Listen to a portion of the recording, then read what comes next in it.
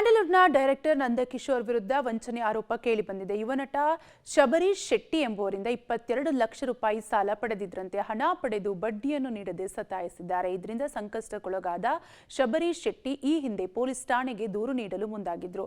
ಇದರ ಮಧ್ಯಸ್ಥಿಕೆ ವಹಿಸಿದ ಸಾರಾ ಗೋವಿಂದ್ ಹಣ ಕೊಡಿಸುವ ಬಗ್ಗೆ ರಾಜಿ ಸಂಧಾನ ಮಾಡಿಸಿದ್ರು. ಈಗ ನಂದಕಿಶೋರ್ ಫೋನ್ ರಿಸೀವ್ ಮಾಡದೆ ಹಣವನ್ನು ನೀಡದೆ ಸಮಸ್ಯೆಗೆ ದೂಡಿದ್ದಾರೆ.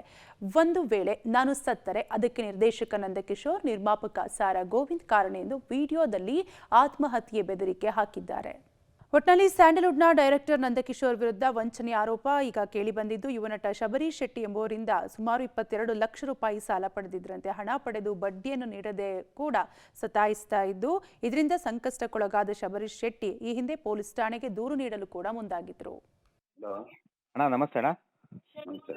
ಅಣ್ಣ ಶಬರೀಶ್ 2ನೇ ತಾರೀಕು ಅಣ್ಣ ಇವತ್ತು. ನಂದಕಿಶೋರ್ದು ಮಾತಾಡ್ತೀನಿ ಅಂದ್ರಲ್ಲ, ಇವತ್ತು ಬರ್ತಾನೆ ಅಂತ ಹೇಳಿದ್ರಣ್ಣ. 12ನೇ ತಾರೀಕು ಅಣ್ಣ 2ನೇ ತಾರೀಕು ಇಲ್ಲ, 12ಕ್ಕೆ ಅವನು ಇನ್ನೂ ಹೈದರಾಬಾದಲ್ಲಿ ಇದ್ದಾನೆ. ಅಣ್ಣ ಮೊನ್ನೆ 12 ಹೇಳಿದ್ರಣ್ಣ, ಹೋದ ತಿಂಗಳ 12ನೇ ತಾರೀಕು ಮತ್ತೆ 2ನೇ ತಾರೀಕು ಬರ್ತಾನೆ ಅಂತ ಹೇಳಿದ್ ನೀವು. ಬಂದಿಲ್ವಲ್ಲಪ್ಪ, ಏನ್ ಮಾಡ್ಲಿ, ಹೈದರಾಬಾದಲ್ಲಿ ಇದ್ದಾನೆ.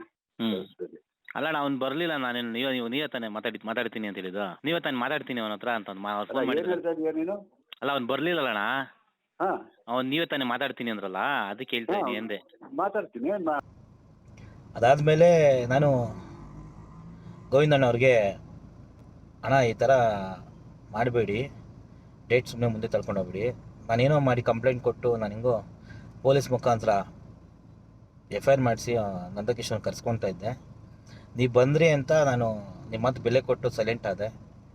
ಅಂದರೆ ಗೋವಿಂದಣ್ಣವರು ನಿನ್ನ ಕೈಲೇನು ಏನಾಗುತ್ತೆ ಮಾಡ್ಕೋಗು, ಅವ್ನು ಬರಲಿಲ್ಲ ಅಂದರೆ ಏನು ಮಾಡೋಕ್ಕತ್ತೆ ಅಂದರೆ ನಾನು ನೇರವಾಗಿ ಗೋವಿಂದಣ್ಣವ್ರು ಪ್ರಶ್ನೆ ಮಾಡ್ತೀನಿ, ಅಣ್ಣ ನಾನು ನಿಮ್ಮವರೆಗೂ ಬಂದಿಲ್ಲ, ನೀವೇ ಕಾಲ್ ಮಾಡಿ ನಾನು ಮಾಡಿಸ್ಕೊಡ್ತೀನಿ ಅಂದೆ. ಓಕೆನಾ? ನಾನು ಚೇಂಬರ್ ಕಂಪ್ಲೇಂಟ್ ಕೊಟ್ಟೆ,